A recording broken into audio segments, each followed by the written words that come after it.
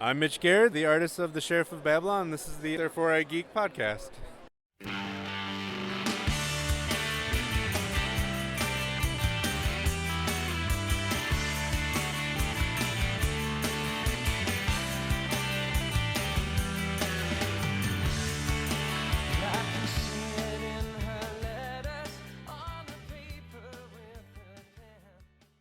Hi, everybody, and welcome to Therefore I Geek. I'm Andrew.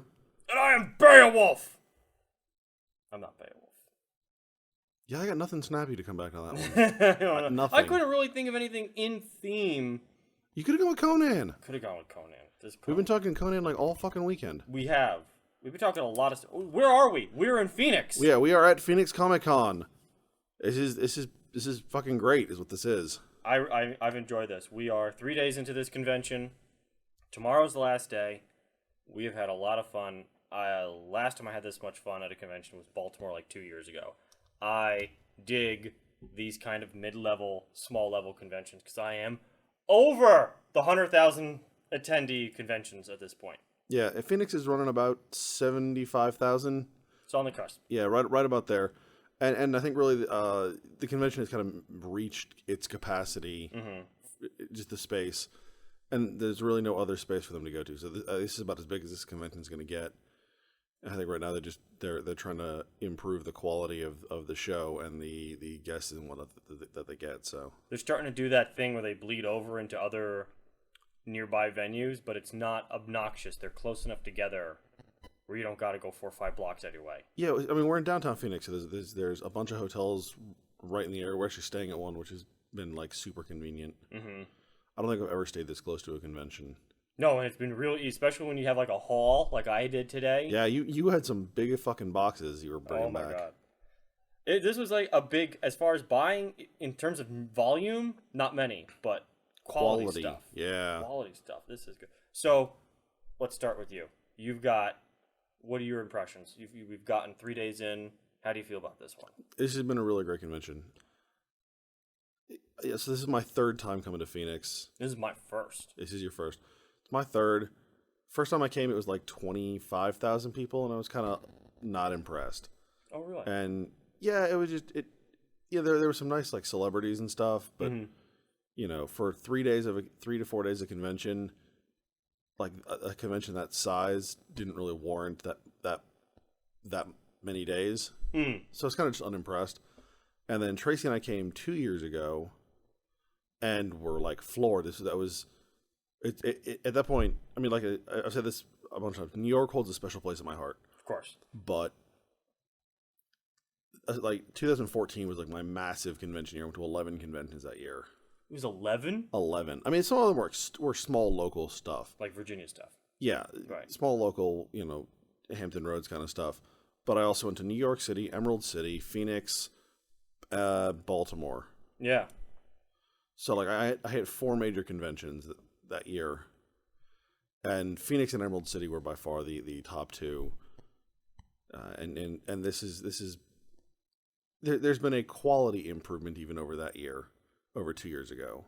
What would you say your highlights for this convention so far? Mind you, we still have 1 day left, but I think it's fair to say, where could we have some highlights? What would you like to tell the people about this one? Yeah, I think first off, we had a really good time at the burlesque show last night. Yes, that was a lot of fun. I was actually finally the first time I've gotten to go to a burlesque show, despite many attempts to make it to other ones. The fact that I have been in multiple ones that you haven't even seen. Right, right. Not as someone taking their clothes off. I was the host, the host or the variety part of the show. Right. Whereas, there was one time. Like, I wasn't feeling well. Like, it was 2 nights in a row. It was like, I wasn't feeling well the one night, and I was like, I'll go to the next night. And I had to go to work. I was like, I'm going to be at work for like 2 hours, and I ended up being at work for like 10 fucking hours. It was bullshit. Yeah, no, that was a lot of fun. It was just a very different experience for me. I think that, a lot of creative performers. Yeah, I will give them that. Fun. A lot of really cool, good-looking women, really creative, and you could tell that they knew what they were doing as far as their nerd reference stuff. Yeah, and they obviously were really enjoying themselves on stage, and that shows. And I think it should be pointed out, like, the massive popularity they had. That room They were in like the big room on the west end of the convention center, and it was basically sold out. Yeah, I mean it was Very nearly, anyways. Yeah, no, that was a great time. How about we went to a lot of panels this weekend? We have, and we haven't done that in a while. No, not nearly to that extent. No. Let's see. The Edgar Rice Burroughs one, I think that was pretty interesting. It's definitely spawned a couple of ideas that I think we're going to flesh out in future podcasts. I think that'd be totally worth it. I really feel like we've spoken about this, and I don't remember if it was on air, but I think visiting this guy's work will be well worth our time. Yes, I agree. So I think stand by for more stuff on that. I tried to go to a panel on, it was Magical MacGuffins, and the panel room was completely full. It was a small, very small panel room. Mm-hmm. And I understand why it filled up. It had Brandon Sanderson and Patrick Rothfuss were 2 of the 4 panelists. Mm-hmm. So I get why it was so packed. And it was right after Sanderson's personal, like the Brandon Sanderson spotlight panel. So I'm sure most of the people just camped. Yeah. Like I'm certain that's what happened. But that aside, like the room was full. There was a line out the door that had as many people in the line as there were people in the panel. I was literally the last person in line, and the guy comes up and he says to the whole line, "Look, the room is full. The only way you're going to get in is if someone leaves." And I was the only person to get out of line. I knew at that point when he said that, I was like, all right, well, unless this entire room swaps out, right? Like this isn't going to happen. Some people just don't, their self-denial mojo was full swing at that point. Yeah. We got to see one earlier in the weekend. That was the Star Trek, the original series, best and worst top 10, conducted by a gentleman, I didn't write his name down, from ASU. He was a science professor, but obviously a serious Star Trek nerd. Yeah. He knew his OTS. And while the format wasn't, perfect, it was very kind of fly by the cuff. They came up with a couple really cool episodes. Yeah, I mean, a few of them were pretty terrible. Yeah, it's like basically they had the audience voting on a top 10. Yeah. Like, but people in the audience would come up, nominate an episode, and then it would get voted on. Yeah, and the voting process was not stringent. It basically, if they said an episode, it got on there. Pretty much. And the kind of fun part of really arguing it out, we didn't get to it. Like we were standing there going, "Can we think of an episode?" Like crap. Well, like we thought of like a bunch of episodes, but we assumed they were all going to be episodes that other people were going to say. Right. And then people got up and started saying stupid episodes, and we were like, "Uh-oh."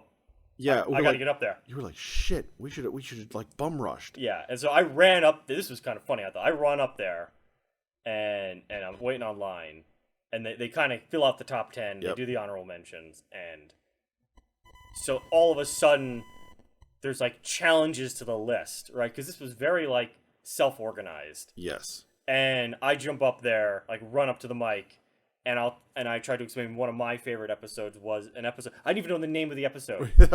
I yelled like the description from the audience just so the guy could tell me the name of the episode. Yeah.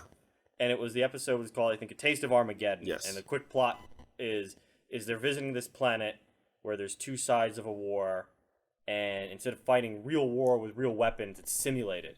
But the people still die if the computer shows the explosion for the bomb. It's like, okay, everyone here has to go die. And then they simulate the destruction of the Enterprise, so they have to blow up the Enterprise. I thought this was a great episode.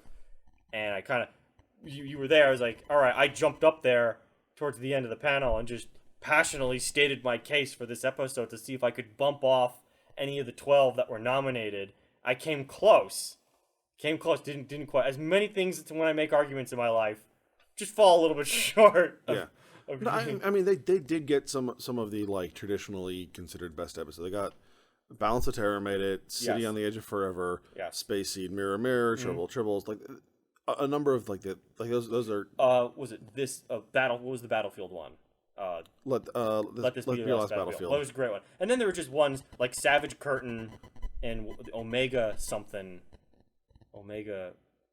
I can't remember what it was Omega something and Conscious of the King that were right. And then they left off stuff like The Ultimate Computer, Doomsday Machine, The Arena.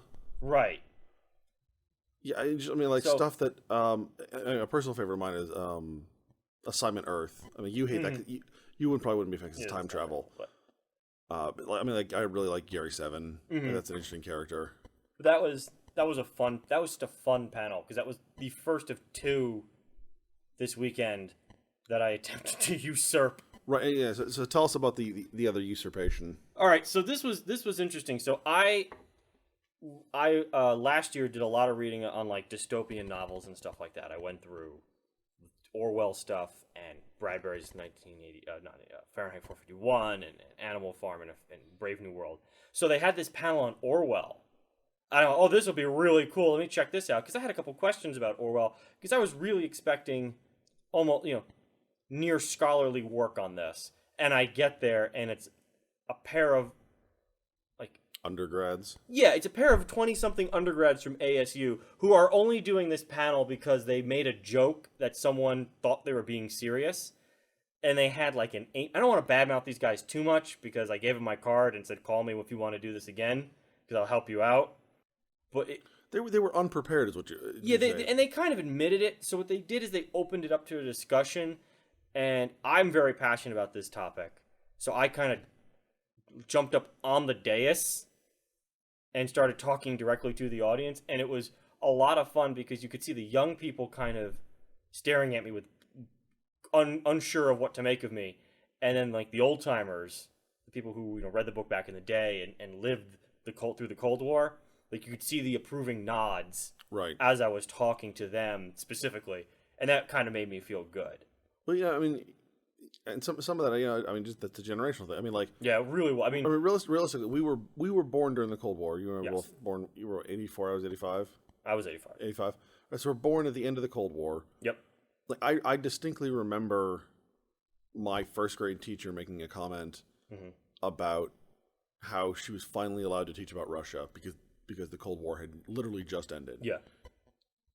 Like, so we still kind of grew up with some of that and that holdover. Yeah, and not to mention our fathers have very clear memories of the Cold War because they lived their entire adult lives almost.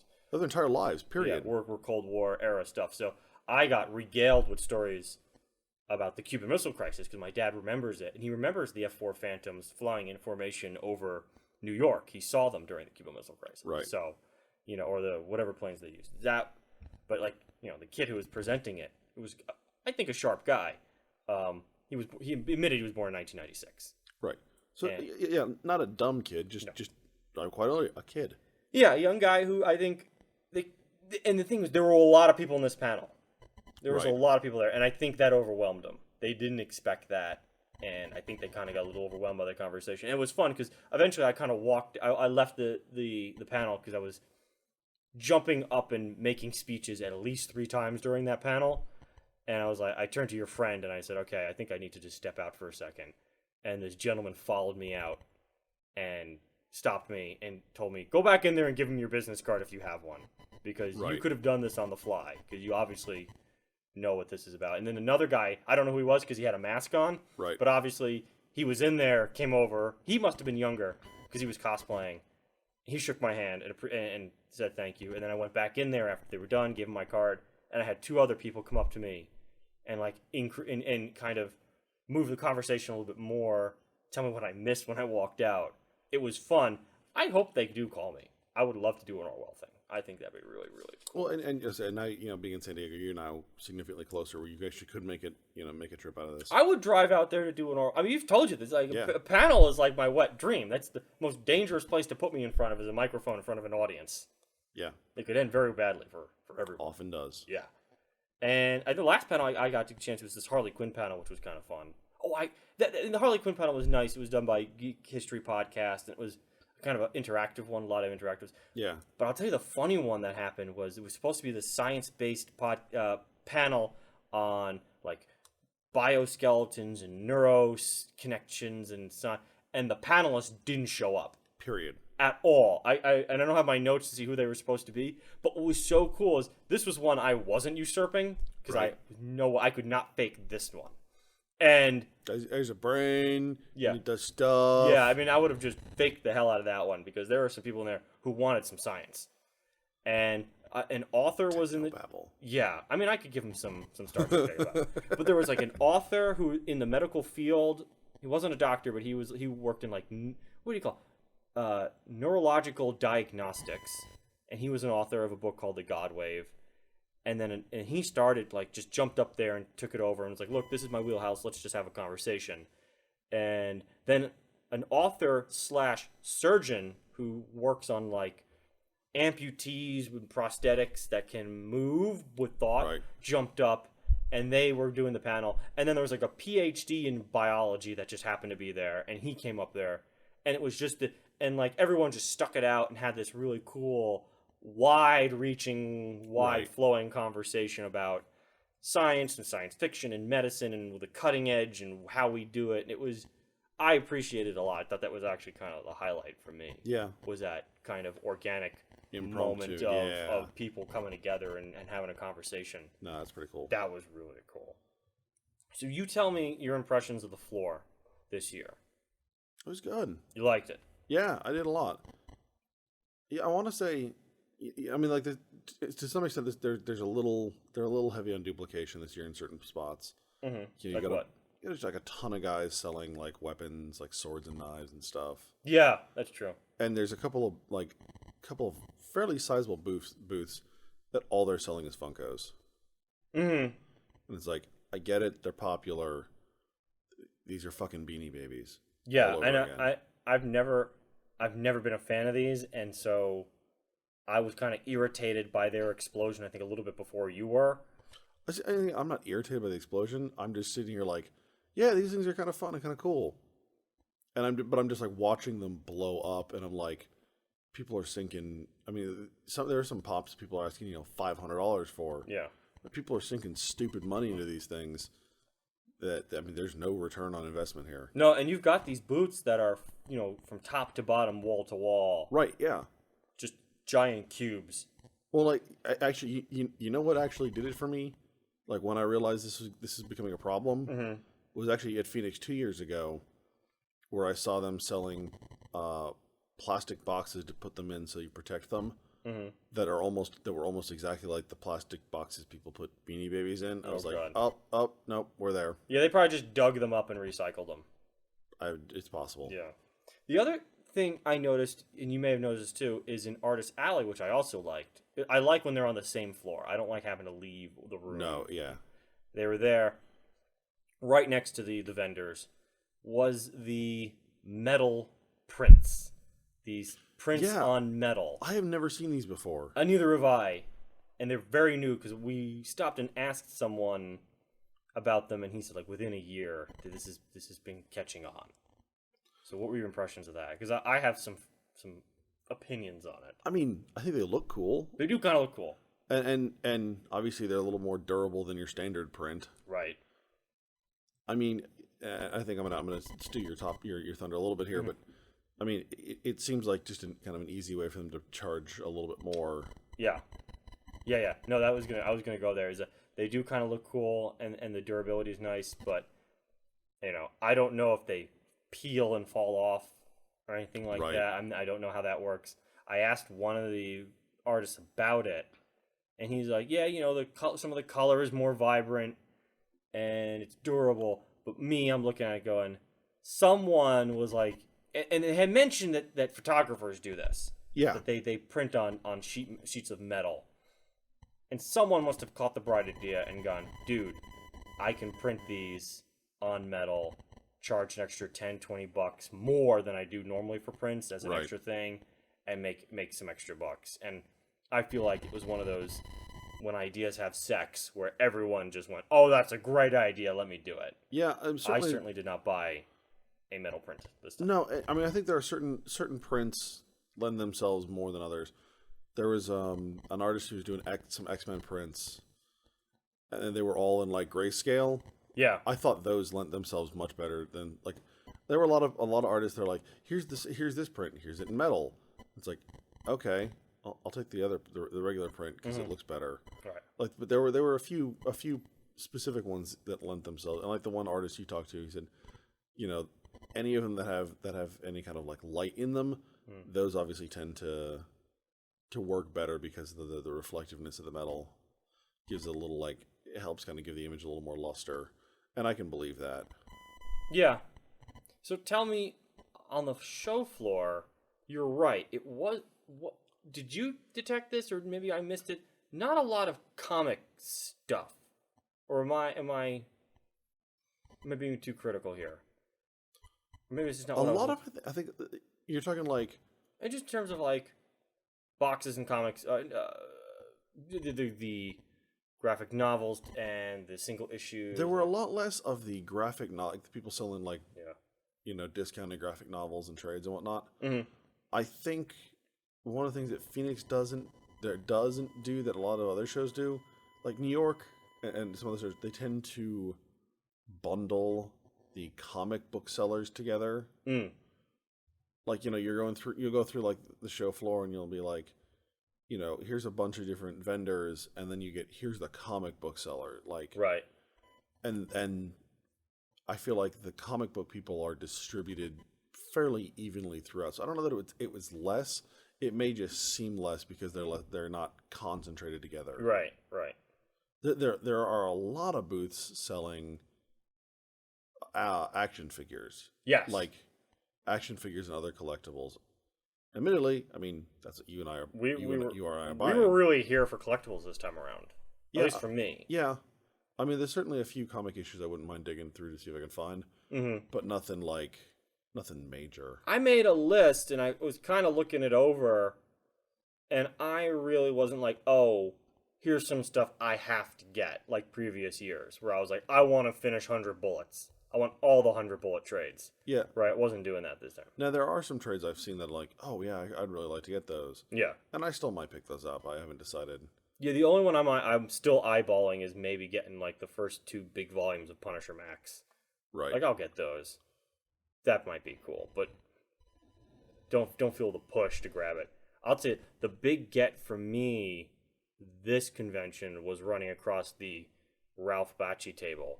Which surprised me because I thought he was a New York entity. He was obviously a family member. And they said they were based out of New Mexico. Yeah, they definitely did. And they were selling original cells used to produce his movies, used to make his movies. And it wasn't just one movie. They had Lord of the Rings there, Fire and Ice. Yeah, why don't you explain who Ralph Bakshi is? So let's do that. Yeah, so Ralph Bakshi was an animator and a director of animated films from the 70s to about the early 90s, maybe mid-90s. And he's probably most well known for adapting R. Crumb's Fritz the Cat and taking an attempt at Lord of the Rings, the animated Lord of the Rings.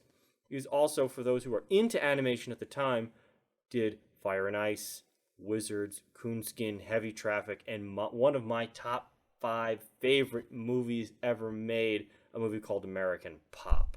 Right, which is, but when we talk on animated films, these are intentionally animated films, especially for adults. Yes, these are not children. Not children movies but in the least, and they were independent animated films at a time when Disney just dominated the market. Yeah. And they were not done using the Disney method. They were done using the rotoscope method, where he filmed it and then drew over it. So it had that kind of look to it. Hard to describe, but it had this naturalism because there was an actor, behind the scenes, behind those cells. Right. And I had run across Bakshi back, I want to say, in 2008 or 2000. I want to say 2008, 2007, in New York when a book was written about him. I got to speak to him personally, got him to sign it. It was really great. And then it was kind of like fell off the face of the earth. Right. It was admittedly at the end of his career. It's got to be 2008 because I don't think Obama had been elected yet. I don't think he had won the nomination. And I remember it coming up. Right. And so now we're at this booth where they are selling original cells used to produce that film. And it was like, these are cells from one of my top 5 favorite movies of all time. I could not let this opportunity pass up. So I feel very satisfied picking up one of those cells. And like you said, I'm going to frame it with the glass to protect it. Yeah, the certificate of authenticity, the whole 9 yards. Oh, yeah. Make a real nice showing of it. This is going to be great. And you got a beautiful figure from what again? I got another sideshow collectibles piece. Mm-hmm. So this is like I really love the clone trooper characters they've done from Clone Wars. So this one is Captain Rex, who's the clone trooper, the clone commander who goes along with Anakin most of the show. And there's another one I may pick up, one of the ARC Troopers 5s. I'm up in the air on that one. It's between, I think it's between that and an original page. Mm. I'm leaning towards the original page. Yeah, I still have one. I worked a ton of overtime, so maybe I'll end up with both. Who knows? Yeah, I still have one. Yeah, well, who knows? I'm already over budget, so I'm just trying to treat myself well at this point. What was really interesting was my girlfriend finds a long lost cousin. Right. This was funny because she's going through who are the guests at Artist Alley, and she comes across the name Ashley Witter. And she goes, I think I'm related to this girl. And I'm like, you're full of crap. She's like, no, if this is a Witter, we're related some way. Yeah, she went on this long explanation of why they had to be related, and you and I just tuned the fuck out. We're like, no, stop. And you're going to get there, she's going to look at you like you're a fucking maniac, because you are. Yeah. And then we're going to move on and never be able to walk down that aisle again. Yeah, right? So, like, we're in Artist Alley, and she just breaks off, like, I'm going to go find this girl I think I'm related to. I'm like, all right. And she shoots off like a firecracker, and we're like, we have to go chase it, come up to her. We're gonna get up to her right at the moment it gets awkward. Right. And immediately this girl is like, oh yes, we've got to be both related. They're like sharing grandparents and great grandparents going back as far as they can remember. Right. There's a book on their genealogy. They take selfies together. We're like, oh, okay, we got this one wrong. Yeah, we just got owned. Yeah, and we went. The girl's name is Ashley Witter. She is a comic book artist, graphic novel artist, and she's been at it about 5 years now. She's based out of Chicago. And we looked up one of her new graphic novels. It's called Squarriors. It's about squirrels. Imagine Mouse Guard. But with squirrels. And then crank up the hardcore to 11. It is not cute and fuzzy.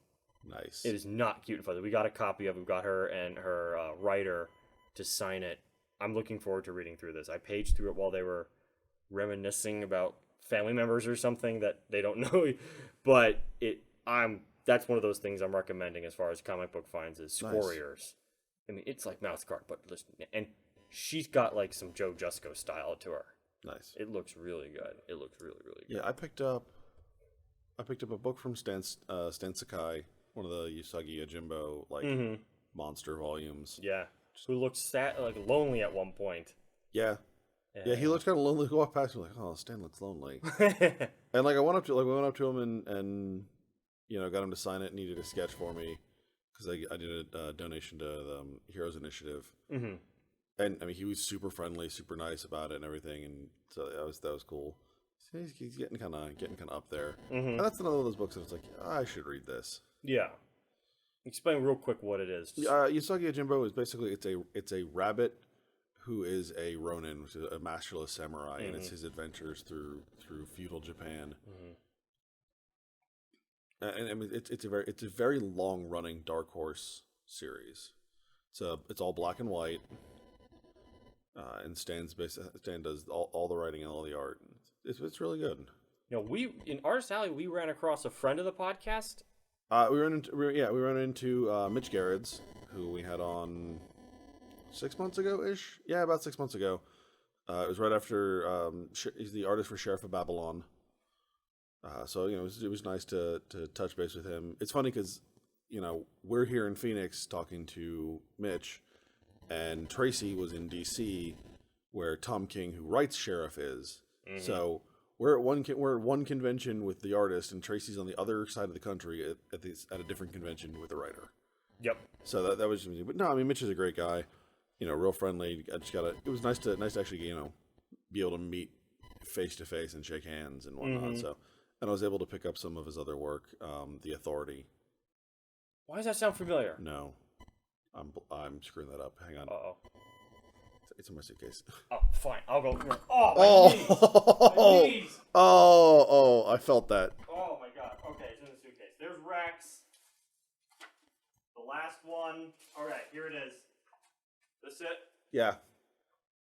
The activity. Oh, I screwed that up twice. Fuck nut. And my knee. I don't give a shit about your name. Oh yeah, really cool. So here's on a side note, a couple other things we got to do this weekend. Not really Comic-Con related, but you got to try out because I'm all about board games this past year now. Yep. We got to try a couple games you hadn't tried before. Yep. Specifically Codenames. We've played Munchkin before, but Codenames and The Duke, both new to you. Yep. So for those who don't know, Codenames is a party game. If you go on BoardGameGeek.com right now, it is, I believe, voted the #1 party game on Board Game Geek. Played it a few weeks ago at a friend's house. I've been showing people this. It is a fantastic party game, but I would like to know your opinion playing it fresh, almost ambushed by a board game. Or card, it's not a board game, it's a card game, really. Yeah, it's really a card game. That one was a lot of fun. Yeah, it's a team game where you have to, how can we say, it's almost like charades where you've got words in a words on cards laid out 5 by 5, and the whole idea is I give you a 1-word clue, and you've got to figure out which word associates to which card. It's really a word association kind of game. Yeah. With some twists. And competitive, 2 teams. Yep. No skill required. No, none at all. So what were your impressions of that one? Yeah, that one was a lot of fun. I think my only complaint is that it's a party game, so I can't play. Right. You need at least 4 people to play. Yeah. 6 is better. Yeah. 6. Yeah, 6 is probably a good number. Mm-hmm. Like more than that, I think we get a little rough. Right. I mean, and even odd, it doesn't really matter. Right. It doesn't really matter. Yeah, and unfortunately, just that's really my only complaint is that I can't play it. Just Becky and I like 2-player. Right. Now speaking of, so great party game, obviously, not one of those strategy and 1-on-1 playing games. Yeah, and a fast game. Very fast. Yeah, like it's you can crank out a game in 20 minutes. Yeah, easily. We did 2 in less than that. Yeah, and we had a lot of fun. So I highly recommend it. Would you give it the stamp of approval? Yeah, absolutely. So the other game we got the chance to try was a friend of mine favorite game, and it's quickly becoming one of mine. It's a chess-based game with little wooden tiles called the Duke. Strategy, but with a hint of randomness. You and I played it, and then you played it with your friend. So you got 2 cracks at it. What are your impressions of that one? That one is a 2-player game. It is a 2-player game. I'm definitely interested to play that more like in the future.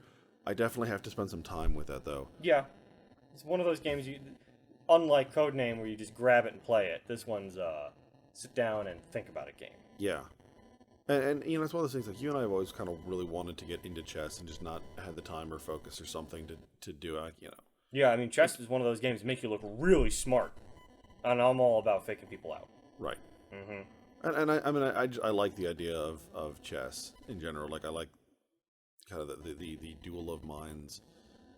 And like I said, this has some of that. It has the random element, which is it makes gameplay interesting. I think it mixes it up. I would say it was fun. I would just have to spend some time in getting to know the game better. Mm-hmm. And which is good is it has a nice replay value, and it keeps it fresh. That's one of the things I love about it. It's a fun strategy game. It keeps it fresh, and people, a lot of people like to just crack the game out with a couple beers and enjoy, screwing around with their friends. So that wraps it up about with what I've got on my mind. Anything you want to add? I'm trying to think. We really had a good weekend this weekend. Fabulous. This is. We talked about conventions we really like, and I told you so. I'm pretty sure you're going to really enjoy this convention. Mm-hmm. And it's definitely one of those shows I can't speak highly enough about, just because like I said, New York and San Diego have their place, have their purpose, but shows like Phoenix and like Emerald City, and that level of show. Baltimore. I really don't want to leave that one out. I really find that one to be an underrated convention. It is, except for my only complaint about Baltimore, it's not a personal complaint, but that it is almost entirely comics focused. Mm-hmm. So if you're not into comics, there's really not a lot going for you. Yeah, true. Not one of those multi-purpose conventions. Right. Whereas as shows like this and like Emerald City, there's a lot going on. There's something for basically everyone. That is definitely true. I mean, the Hyatt was taken over by board gamers. Yeah, completely. Actually, there is one more thing I wanted to mention, was so yesterday. Phoenix, the convention had some issues. There were basically people trying to get in for registration. There were a series of computer crashes. I didn't hear about this. Yeah, people were waiting out in the sun in Phoenix in like 112. This weekend was hot. Yeah. They're waiting outside for a good 2 to 3 hours. Oh wow, I didn't know about that. Yeah, so and some of it was like they were having these problems that they were trying to work through them. They realized they weren't going to be able to get through them, so then they had to set up an inside line. Mm-hmm. You know, get all the dividers set up, get everything like move all the people in. Like that just takes a lot of time. Mm-hmm. So yesterday, the convention operator, manager, whatever, went on the Phoenix Comicon Facebook page and posted what's probably amounts to about a page-long apology. Oh, wow. Like an actual, like, hey, this is what happened, this is how it happened, this is what we were doing. You know, I want just letting you guys know, but the end answer, the end result is, you know, we screwed up.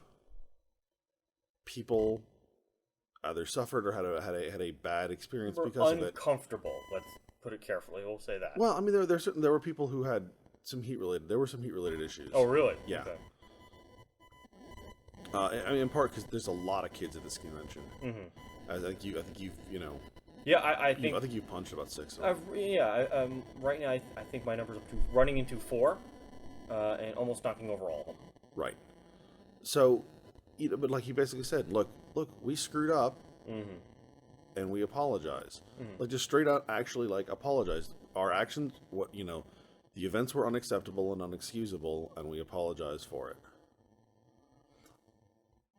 Like I'm like, and. What day was this? Was this Thursday? Was this Friday? This was Friday. This was Friday, okay. So like when we come back to the hotel at the end of the night, I saw this on Facebook. Okay. So I was looking at it again this afternoon, and there were 300-ish comments on it. Mm-hmm. All of them were just tearing into the show. Really? And basically, it became a ground for people to air any grievance related to the show, regardless of its relevance to the relevance to the problem. And like, you know, I don't know what to say. I'm an expert at conventions, but you and I are certainly experienced convention goers. Yeah, and I remember our very first New York one. The time we were out in the cold. Yeah. The freezing New York February cold. Yeah, but like, I wasn't even going with that. But like, we've seen conventions screw up before. Sure. New York Comic-Con has screwed up ticket sales the last 2 years. Like, royally screwed them up. I have never seen someone come out and apologize as sincerely as this dude has, and he is just getting eviscerated for it. Well, at least taking responsibility. Right. Like when New York has screwed up the tickets the last 2 years, they've basically come out and given a non-apology.